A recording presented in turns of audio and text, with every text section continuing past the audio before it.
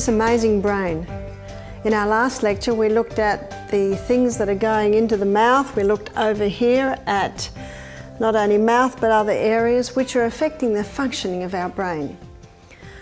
We defined what the frontal lobe was, where our reason, intellect, judgment and will are, that they're fully developed at the age of 30. Now we're going to have a look at the mental or emotional aspects of the way the brain functions. To do that, we're going to go over the 7 laws that govern the functioning of the brain. And the first law must always be Newton's third law of motion. To every action, there is an equal and an opposite reaction. It's the law of cause and effect. Effect follows cause with unvarying degree all through nature. Never should we blame the effect as the cause, and sadly that often happens. I'm going to have a look at a few sadly common things that are happening today in the mental area, and we're going to have a look at what they are and what are the possible causes. One is panic attacks. What is a panic attack? A lady told me this. She said she woke up in the middle of the night one night, she's about 53, and she was in total panic. Her heart was racing, her skin was on edge, felt like electricity. She was terrified. She woke up her husband and said, "Quickly, you must take me to hospital, something terrible is happening to me." He drove very fast, he didn't know what was going on, got to hospital. It was a very busy night. They brought her in, her husband brought her in to the nurse, and the nurse said yes. And she said, "Something terrible is happening with me, my heart is racing, my skin's on edge, I'm feeling total terror." The nurse said, "Fine, go and take a seat, we'll be with you shortly." Now the nurse didn't know, and the lady didn't know, and her husband didn't know that it would actually be hours. The nurse never planned that. But what happened was, 15 minutes later, she went and got the doctor. They were about to call her in, and an ambulance came in with its siren blazing. There'd been an accident down the road. Someone was dead. Someone else was already on life support. So, of course, the priorities quickly shift. The lady heard the sirens, she saw the people running, and at that point her mind was diverted. As you will see as we go through these laws, diversion is one of the laws.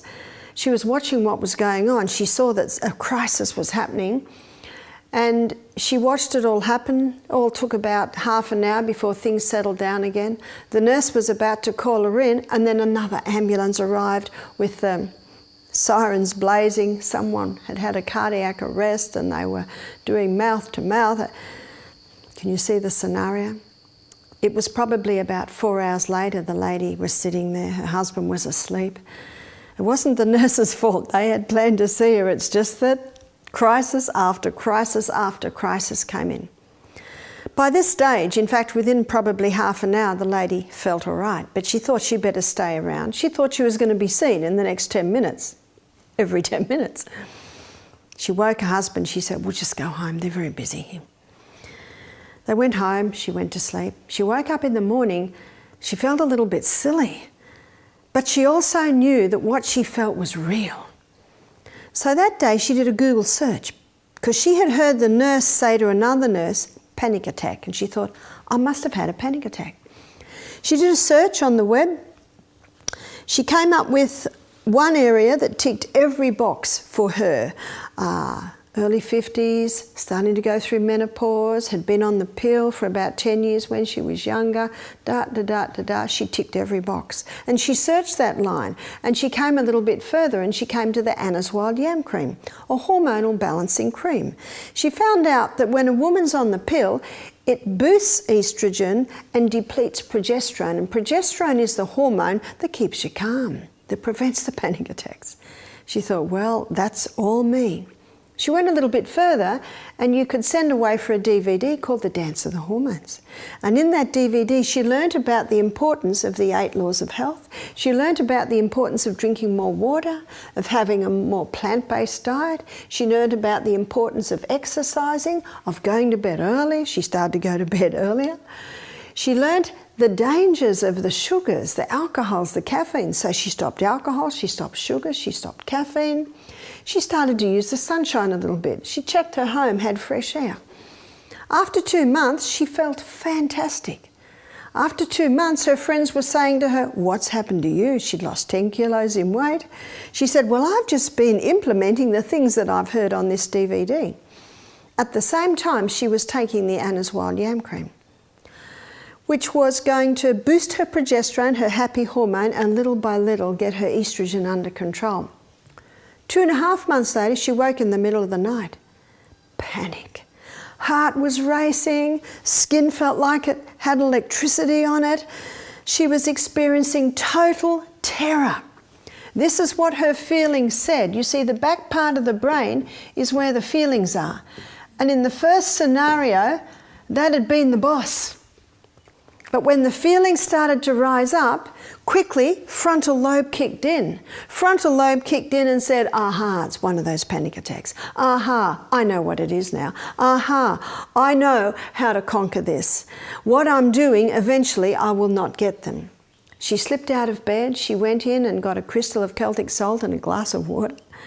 She put the kettle on, got a chamomile tea bag, went out onto the veranda with her hot cup of tea, still a bit hot to drink. She breathed in deeply. She started to do some stretches. Then she sat down and drank her tea.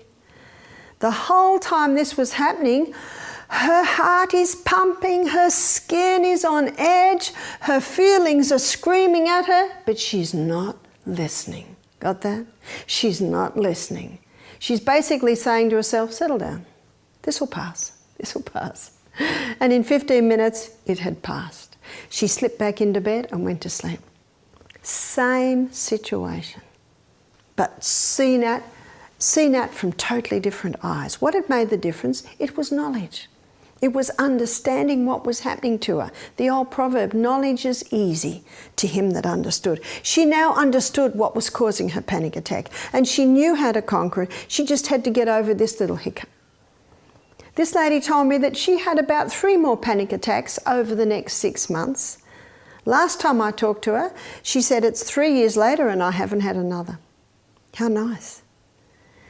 You see, the back part of your brain is your feeling part of the brain, and it makes a bad boss. It doesn't mean feelings are bad. Feelings are not bad, but they're not a good boss, because feelings go up and down like the wind. Her first situation, her feelings were the boss. No wonder. That's the only guide she had, was her feelings.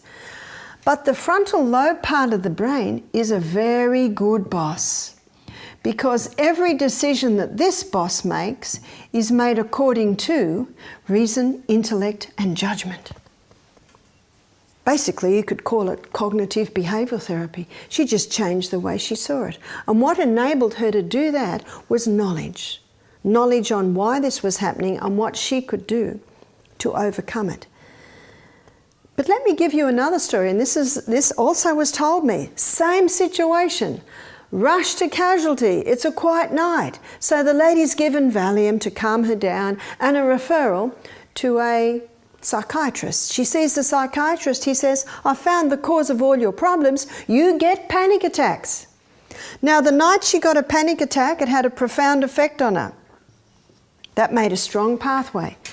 And when her specialist told her, "You get panic attacks," what did that do to that pathway? It made it strong. Yes, put a bit of Rio in it. He said, "You'll be on panic attack medication for the rest of your life." May I quickly add here, not every doctor says that, but this one did. She went home. Her mother said, "What did the doctor say?" He said, "I get panic attacks." He said, "I'll be on medication for the rest of my life." Can you see what's happening here? The more you frequent those pathways, the stronger they get. Science shows that they are physical pathways in our brain. 2 years later, this lady came to Misty Mountain Health Retreat. She's now to the point where she can't drive her car. Her panic attacks are so strong. So I gave her a script, a prescription of what to do when the lightning strikes. I said, "The first thing I want you to do when you feel that panic arising is laugh." She said, "I won't feel like laughing." I said, "You're absolutely right, but you will." What did I say when I said you will? I made a pathway. I said, "Just pretend to be a kookaburra." Almost makes you giggle. And while you're ooh, ooh, ooh, ooh, ha ha, laughing, get a crystal of salt, glass of water, get a chamomile tea bag, all the things that this previous lady had done. I said, you'll conquer it.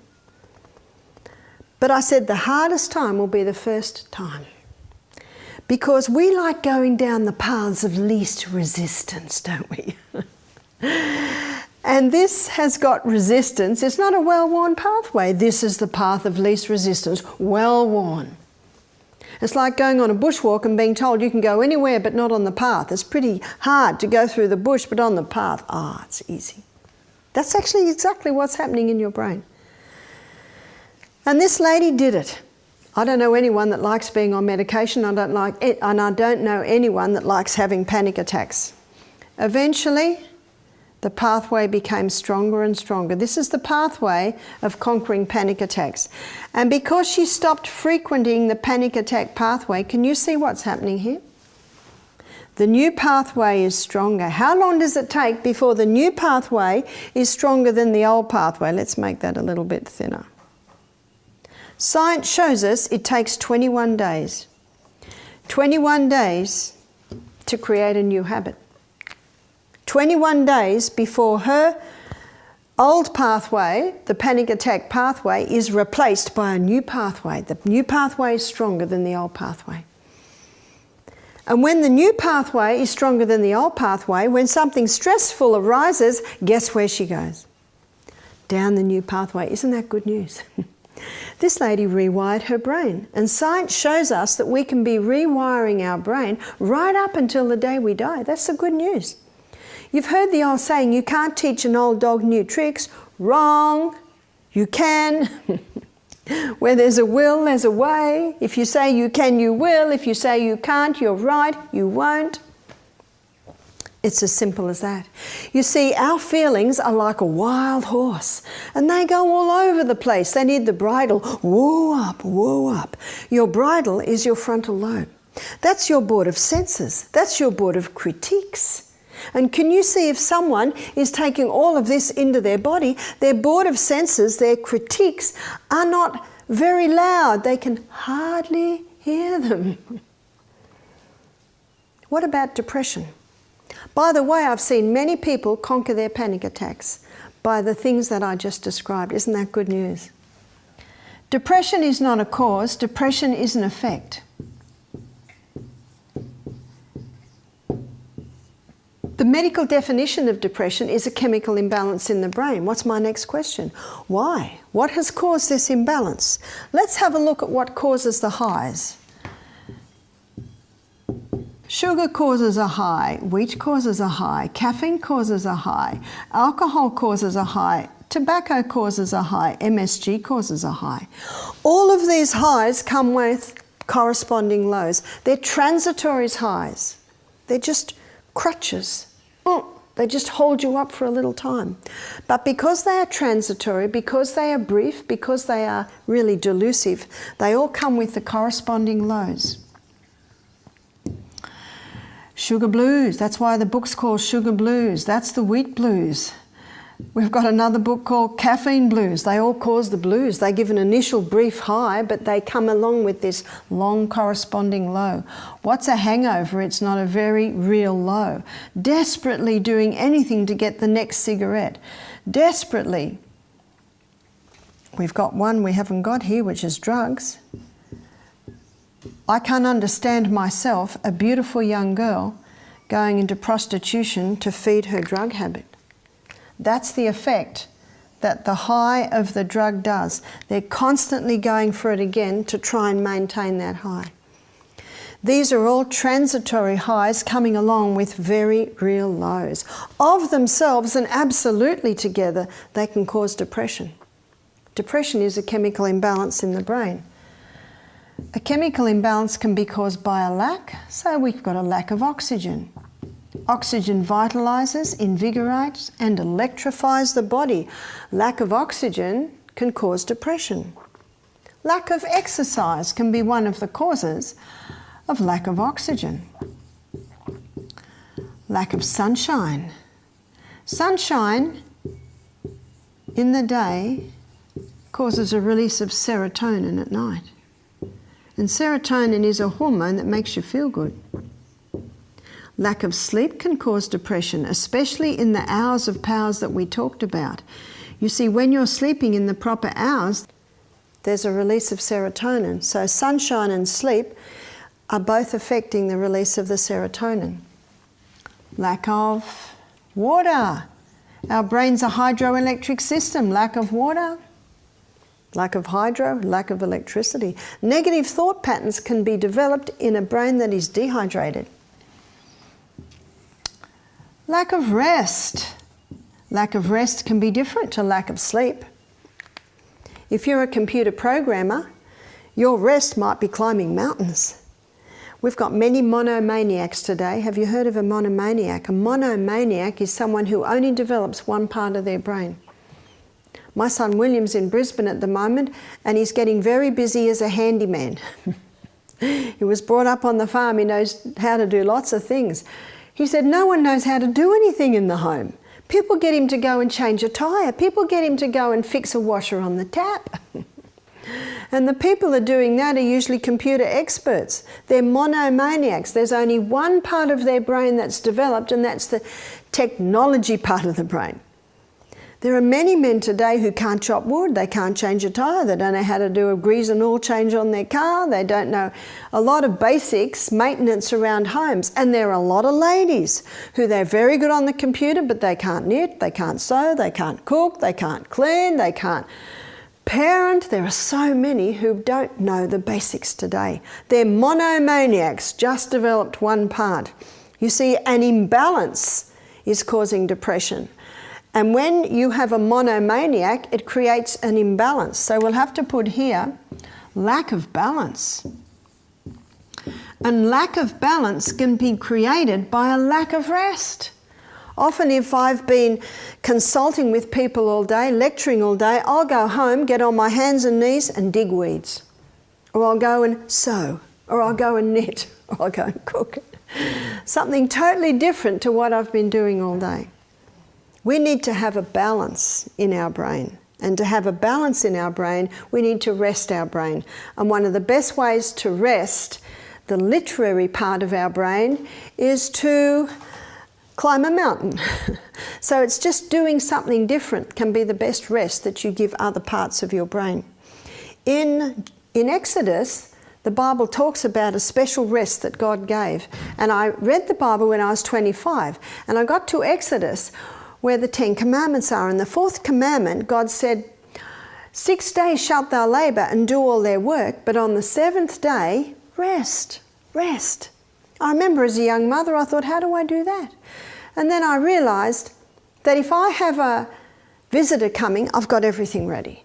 If I'm going out, I've got everything ready. I'm just going to see that day, the 7th day that the Bible talks about, and I'm not going to do any cooking on that day. I'm not going to do any vacuuming. I'm not going to do any washing, unless a child vomits, then I might wash. So I made prep so that I could do that. You see, being pregnant or breastfeeding non-stop for 14 years, I was a very busy lady, and I'm up in a rainforest and there's no electricity, so I'm busy. But you know, it revolutionised my life, and it gave me the rest and the balance in other areas. I used to go on bushwalks with the kids. I'd sit and chat with the kids. Usually they'd say, Mum, look at this, and I'd say, yeah, I'll just put the load of washing on the line. Yeah, I'll just do this. And this gave me one-to-one with the children. And still to this day, Michael and I love work. We never stop, except for one day where we stop. We get the rest and we give our brain the balance. Lack of progesterone can cause depression, because progesterone is called the happy hormone. I meet many women in menopause age who are suffering from depression, and when I do a history on them, they're on the pill. The pill depleted their progesterone, boosts their estrogen, and basically those levels are still out. I've seen many people, especially women, conquer depression by going on the Anna's Wild Yam Cream, boosting progesterone, implementing the 8 laws of health, and then little by little they're able to ease off their antidepressants. Good news. Lack of minerals can cause depression. There are 2 minerals that work together. One is calcium and the other is magnesium. And these two minerals are what gets the messages down that arm. Calcium constricts, magnesium relaxes. Calcium constricts, magnesium relaxes. This is happening split second. That's how the messages come down that arm. Lack of calcium and or lack of magnesium can both cause a deficiency in the message's ability to get down that arm. Lack of vitamins, especially the B vitamins. The B vitamins are probably the most famous vitamins in helping people get proper brain function. But probably the most famous of all the B vitamins is niacin, nicotinic acid. About 1% of psychiatrists today are using nutritional medicine to help mental illness, and that would be their most famous. Some doctors are using up to about 10,000 milligrams of nicotinic acid. That's 10 grams. Not forever, it's just initially till we conquer the situation. We're looking at the imbalance that can be caused, or the imbalance that can cause depression. Excess. Excess food can cause depression. This is a big one in Australia today. Australia is suffering from an overabundance of food and an overeating of food. When the stomach is burdened with too much food, the nerves are irritated, and that can irritate the whole system, especially the brain. Excess stimulation. This is the opposite to rest. One of the best things parents can do for their children is keep life simple. Have big expeditions into the bush to get kindling. Big expeditions into the garden to kill the enemy. Boys love that. Pull all the weeds out. Picking up the pine cones for the fire. These are the things that I do with my grandchildren. And you know, when they visit me, they say, "Have you got any work for us, Grandma? We're good workers." So good to develop really good work ethics in the children. When parents don't teach their children to work, they deprive them of the joy of accomplishment, which is a lovely thing. Many kids today don't know how to work, but they're pretty proficient on the iPad. A lot of parents are really proud when their 2-year-old can handle the iPhone or the iPod. It is nothing to be proud of. Kids are smart. The most important thing children should be learning is to obey their parents, let them know there's a consequence if they're not, and use the will to develop their minds so that their intellects develop the way it's supposed to develop. So make sure there are times of quiet. Excess pain can cause depression. Pain is debilitating. One has to look at why the pain is there. I'm surprised at how many times we're able to reduce pain by simple hydrotherapy treatments or poultices. We're looking at what causes a chemical imbalance in the brain. The brain can be poisoned. This in itself is causing an imbalance. What poisons the brain? Mercury, all your heavy metals poison the brain. Alcohol poisons the brain. MSG poisons the brain. Chemicals poison the brain. Mold poisons the brain. Drugs poison the brain. These all have a poisoning effect, causing neurodegeneration, which of course is the cause of dementia, Alzheimer's. Something else can poison the brain, and that is negative thoughts. We have no say over what people say to us, but we have total say over what we do with what they say to us. You see, a negative thought may come into our mind, and AA say this, I think it's well said. We have no say over the first thought, but we have total say over every thought after that. You see, a thought is like a breeze. Notice that this nerve cell is like a tree, and here are all the little branches. A breeze comes in and it wafts through the dendrites, the branches of the tree. And it is our choice whether we keep that thought or we let it keep going. And if we keep that thought, it's basically like we build a little nest in the dendrites. And if it's a negative thought, Dr. Carolyn Leaf, in her book, Who Switched Off My Brain, she shows how little thorns can grow in between the dendrites when we entertain or cherish negativity. And those little thorns have the ability to damage the tissues. These are your psychosomatic diseases. What does cherish mean? Love. What does entertain mean? Come in, stay for a meal, actually stay the night. Do we do that to negative thoughts? No, they must be allowed to keep going. One girl said, I get negative thoughts coming in all the time. I said, join the club. We all do. It's what we do with them. Let them keep going. Don't let them build a nest in your dendrites, which causes thorns to develop, which can be very damaging. One lady said it to me. She said, I like it. I like to think of it like this. We've got our remote control from the television. Something comes on that we don't want, we just change channel. We just change channel. We just change channel. And that's what you can do with negative thoughts. Just change channel, just change channel. And remember, practice makes perfect and practice makes permanent. What this means is, what I've shown you this morning, is that these things are something we can make a choice on, and as you can see, they have a dramatic effect on the way we think. Dr. Neil Nedley stated in his lecture that I attended on depression, he said, genetics cannot cause depression. Isn't that good news? Even if both our parents committed suicide, we need never go there. Remember, genetics loads the gun, lifestyle pulls the trigger. Genetics cannot cause depression. Lifestyle tragedy cannot cause depression, and every heart has its sorrow. It's not what happens to us, it's what we do with it. But he said, you throw a few of these in, he calls them hits, and the scales are tipped. We have no say over genetics, we have no say over lifestyle tragedy, but we have total say over this. Never would I want anyone to think that I'm implying it is their fault they have depression. No, no, no. Many are sick through ignorance. And most people don't know the power of these simple lifestyle changes that can directly affect the way that we think. Dr. Neil Nedley stated that there are over 100 causes of depression. I haven't given you 100 here, but I've given you quite a few. No, depression is not a cause, depression is effect.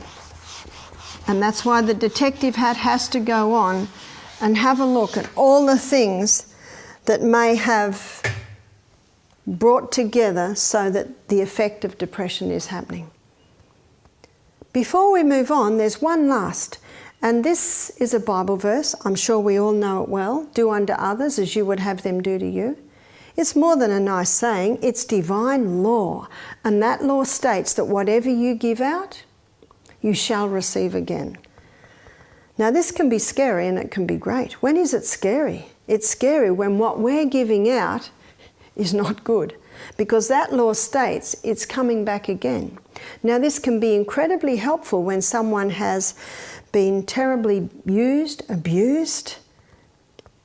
Often people say to me, well, they need to know what it feels like. I say, maybe no, maybe so, but not by your hand. Because if it is by your hand, that law states it will come back.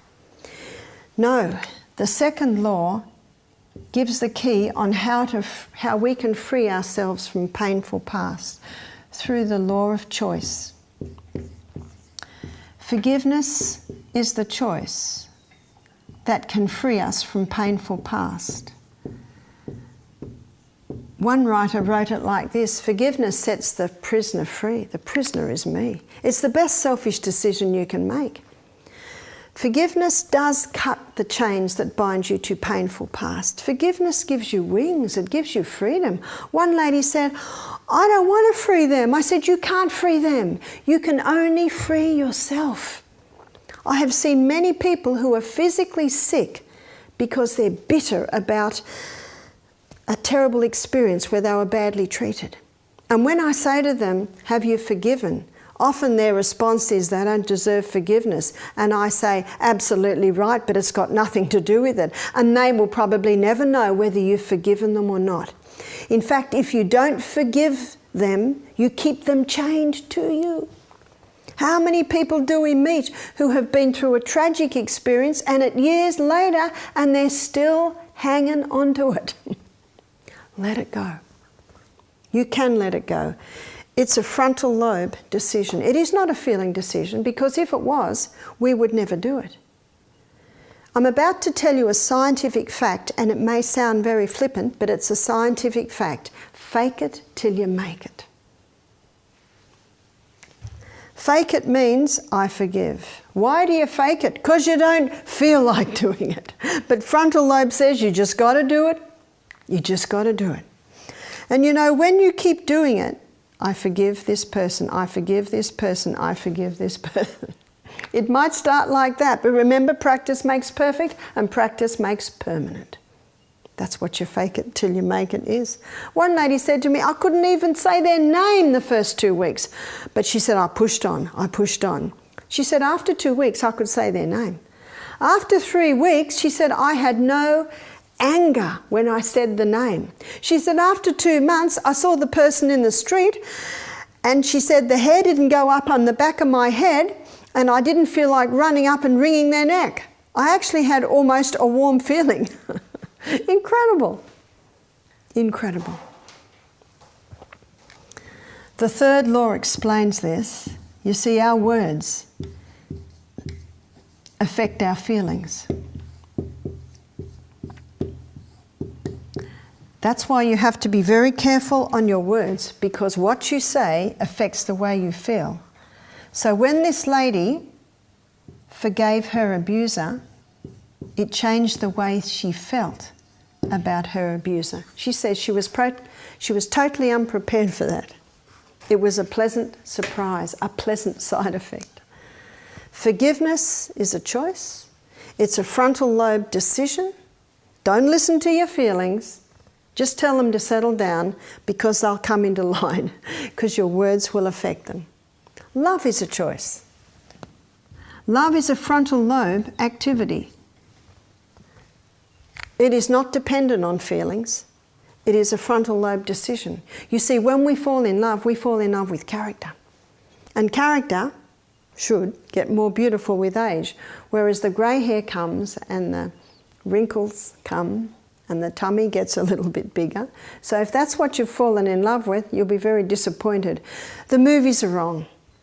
You've probably noticed that. They must be. The movie stars that play the roles, what are they onto? Their third and fourth partners. No, no, no. Love is not a feeling, it is a principle, it is a choice. And when you make the choice to love, then the feelings follow. That's how it should be. Forgiveness is a choice. We've done that one. Happiness is a choice. We have no right not to be happy. And when I drove past the rubbish tip in Nakuru, Kenya, we drove slowly past the rubbish tip entrance, and we looked in and saw little children running out with the happiest smiles you've ever seen. Where do they live? In the tip. What do they eat? Rubbish. And they're happy. Happy is not dependent on things. Happiness, like love, like forgiveness, is a principle. But there is a temptation in the human brain to refer to feelings. Feelings are not a good guide. Feelings need to be under the control of frontal lobe. We forgive and we love and we are happy because reason, intellect and judgment tells us this is the best thing to do at this point in time. It's like a friend of mine. She had a difficult birth, and this little baby cried all the time, and he was a bit of a strange looking child. He had big thick glasses and a cowlick on the front, and by the age of 7 she had to get help. She couldn't stand this kid. Couldn't stand a bar of him. And did he know that? Oh yes, and it made him worse. I remember I used to visit this friend, and she'd fuss over my little children because my little James had these beautiful blonde curls and these big red lips, and her little boy's there, skinny with a cowlick and big thick glasses, and oh, she didn't like the look of him at all. So she went to a psychologist. She said, I just need help. He said, what you've got to start doing is you've got to start commenting on some great things about your son. She said, "You don't understand, there's nothing." He met him and he sort of half agreed. No one liked this child. And the more no one liked him, the worse he got. He said, "What I want you to do is I want you to say, I like the way you walked down the corridor. I like the way you walked up those steps." That's where she had to start, in the tiniest little thing. And you know, something happened. She started to actually like her son. And guess what happened to the son? His behaviour settled right down because she was starting to say some positive things about him. You can start so small. Remember, she had to fake it till she made it, and she made it.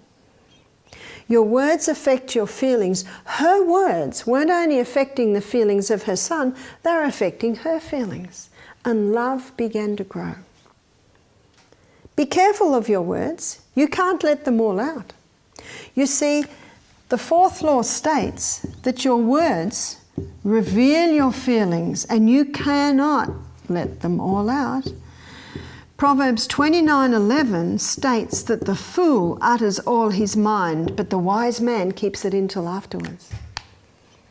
Another Proverbs 17 verse 27 says, "Even a fool when he holds his peace is counted wise, and he that shutteth his lips is esteemed a man of understanding."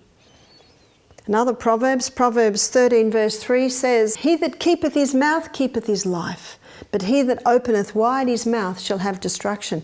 You would be surprised at how many Proverbs talk about this little member here, the mouth. Be careful on that mouth, because your words affect your feelings and they affect the feelings of everyone around you. Some say it's your right to speak your mind. It is your obligation not to speak your mind.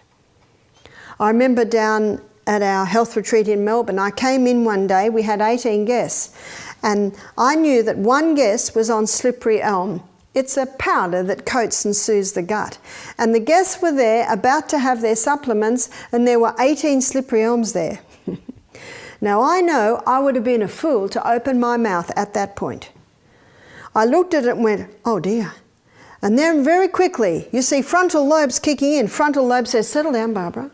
Remember, frontal lobe is foresight. Settle down, Barbara. How are the staff going to feel if you say anything?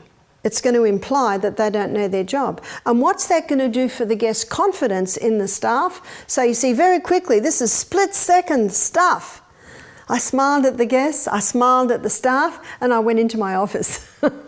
I quickly thought to myself, won't hurt the guest to have slippery elm this morning. It's a very safe herb. Half an hour later, 2 staff members came running and said, "Oh, we're so sorry, Barbara." "We're so sorry." I smiled. I said, "What can we do to prevent that happening again?" Let's have a look at the charts we have here. And they, oh, did I win their heart? Because there's not a person on the planet that hasn't made mistakes, is there? I'm shocked at what parents say to children. I think, don't you know they're going to grow up? Don't you know they're going to remember? And have you seen that little slogan on the back of the car? Parents, be nice to your children. They're going to choose your old folks home. It's true. It's true. Life serves back in the coin you pay. Yeah? What goes round comes round. Be very cautious. Be very cautious on your words, because your words affect your feelings and they affect the feelings of everyone around them. Proverbs 12:18 says, "There is that speaketh like the piercings of a sword, but the tongue of the wise is health." And I think we've all felt the piercings of a sword. But do you know who it pierces the most? The speaker. We had a girl visit us one day and something went wrong and she lost it. She lost it with Michael, with Howard. She came to lose it with me, and I said, "Can I just say something?" And she looked at me and I said, "You don't realise this, but this happened, and that's why that happened. It was, it was a mistake." She'd made a big mistake. She jumped to conclusions. Proverbs 13:18 says, "He that answereth a matter before he heareth it, it is folly and it is shame to him." We need to keep our mouth shut and get all the pieces of information in place before we speak. Because notice what the proverb says, because it is folly and it is shame to him. And it is rarely what it appears, isn't it? I found that as a mother. It's rarely what it appears. I have to hold my mouth and I have to wait and find out what's happening. Your words affect your feeling. They affect the feeling of everyone around you. Your words reveal your feelings and you can't let them all out. Some say it's your right to speak your mind. It's your obligation not to. But I'm upset. Well, go and chop some wood. We don't have wood. Go for a run. Get on the exercise bike. Have a cold shower. Have a big glass of water. Go outside and sing opera for 5 minutes. Don't speak until once again frontal lobe is boss, because this is a bad boss. Oh, how many words have been said that would have been best left unsaid.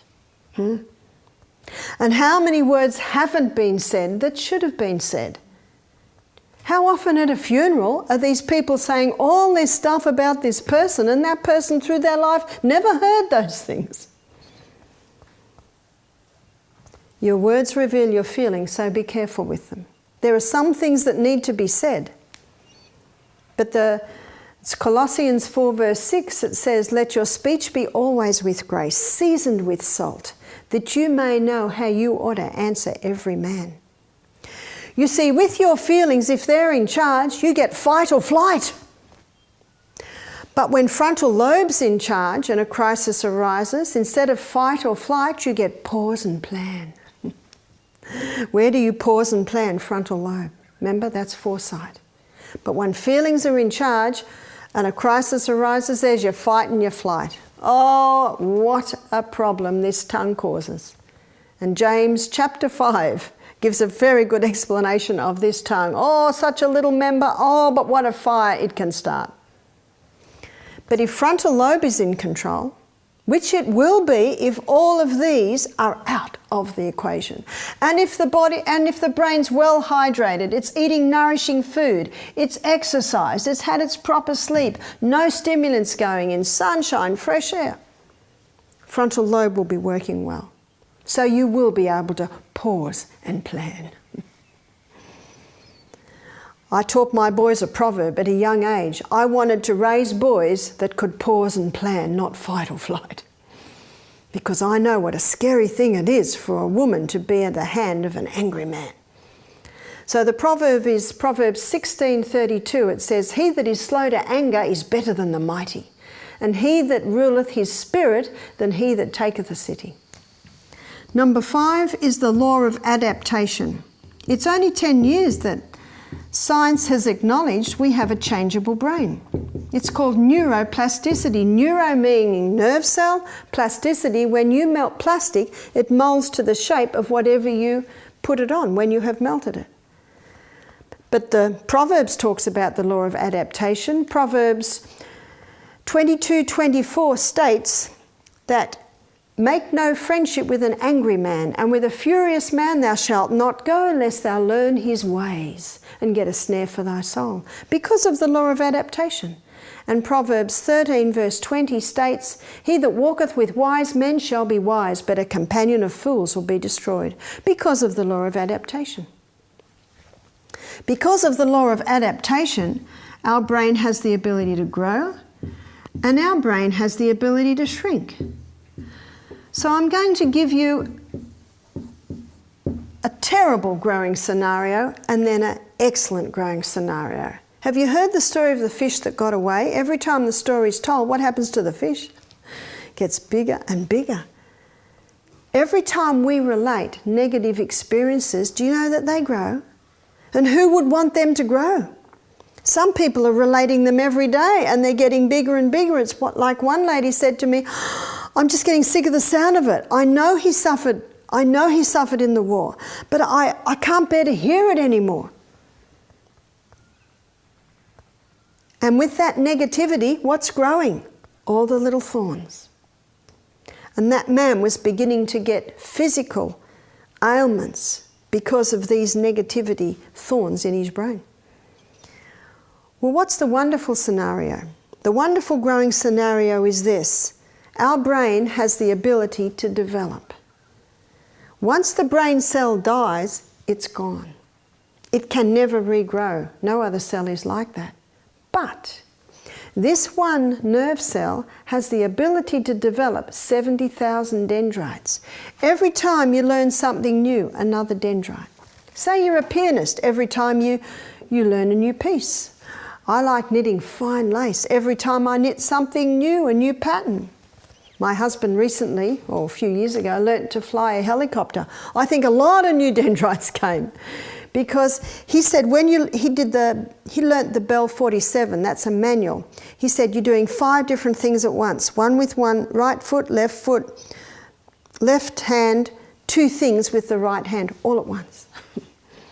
His teacher had never met a 50-year-old man who got his solo as quickly as the young men. How many 50-year-old men aren't doing all that?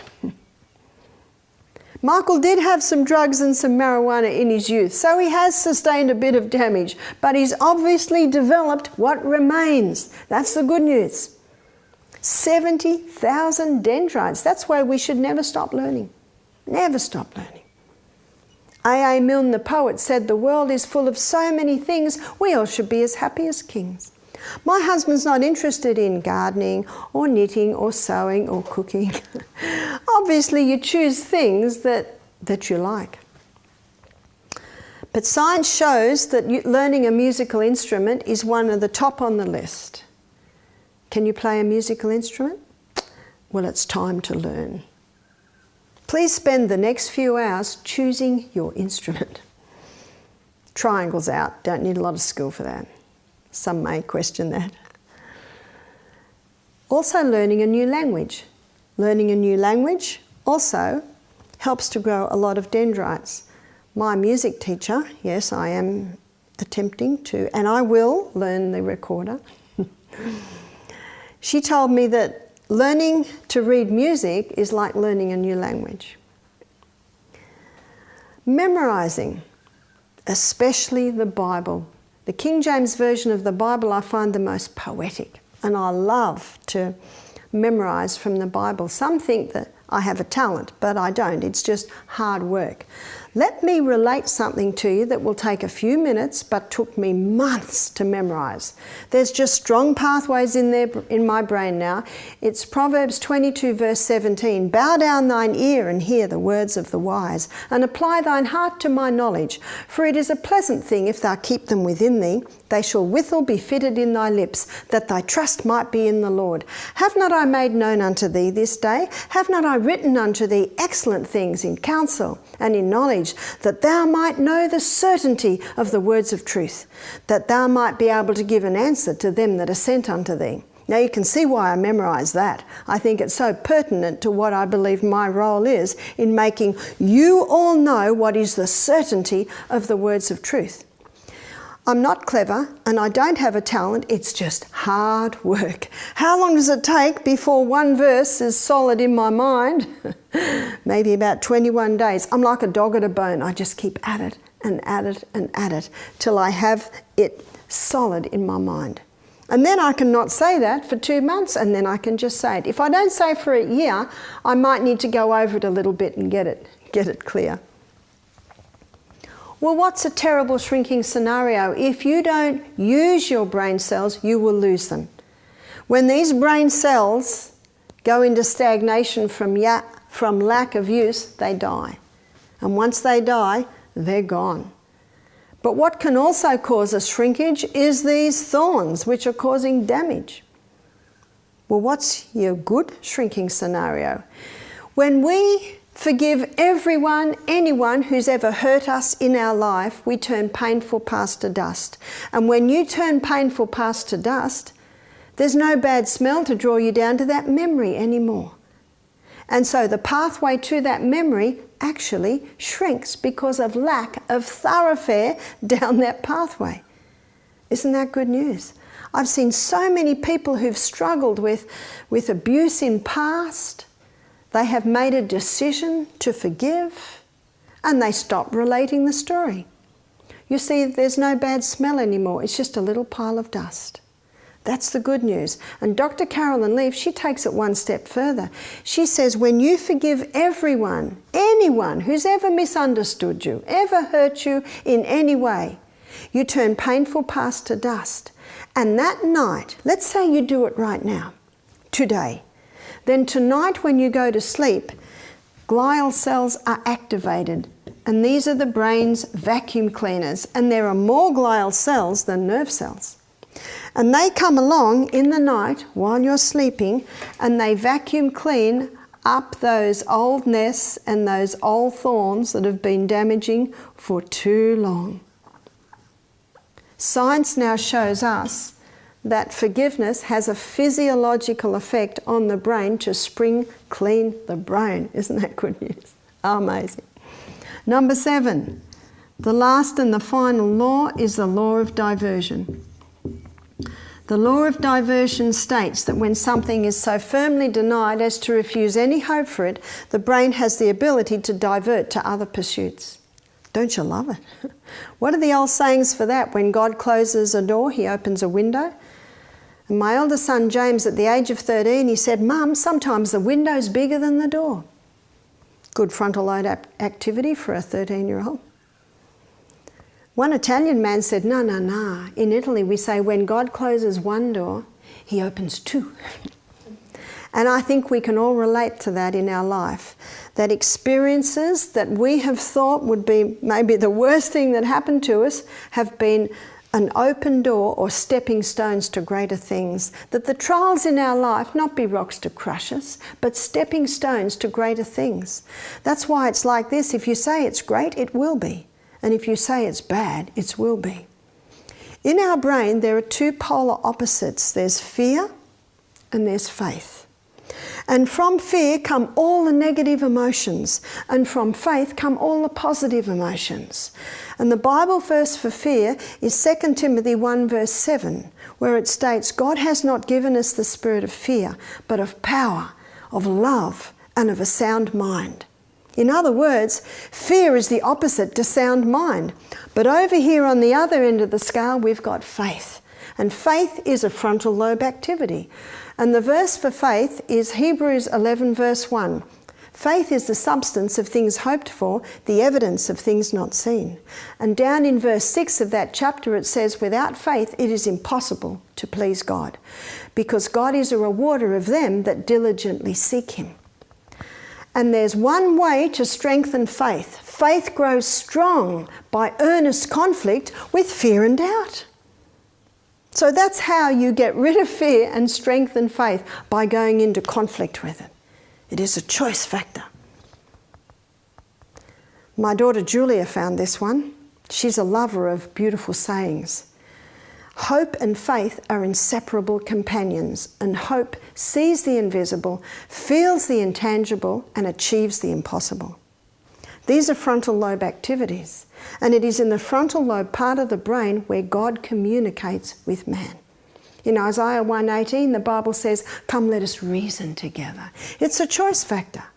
God is not in every human being. You would never say God was in Hitler, Mugabe, Stalin. No, God gave mankind the choice. But oh, what a gamble. It would mean some would choose wrong.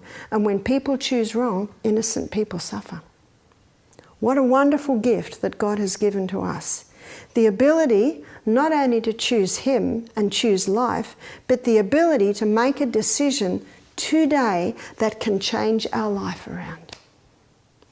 Choice is a law, and choice is a function of the frontal lobe. And remember, your will is like a muscle. The more you use it, the stronger it gets. These are the laws that govern the mind. This is like a toolbox, and when law is adhered to, mental health responds. Mental health is the result. Let me finish with one verse. It's actually a few sentences that I found in an old book. Right physical habits promote mental superiority. Intellectual power, physical strength, longevity depend upon immutable laws. Laws of health, laws of the mind, immutable laws. There's no happen so no chance about this matter. Nature's God will not interfere to preserve men from the consequences of violating nature's law. There is much sterling truth in the adage, every man and every woman is the architect of their own fortune.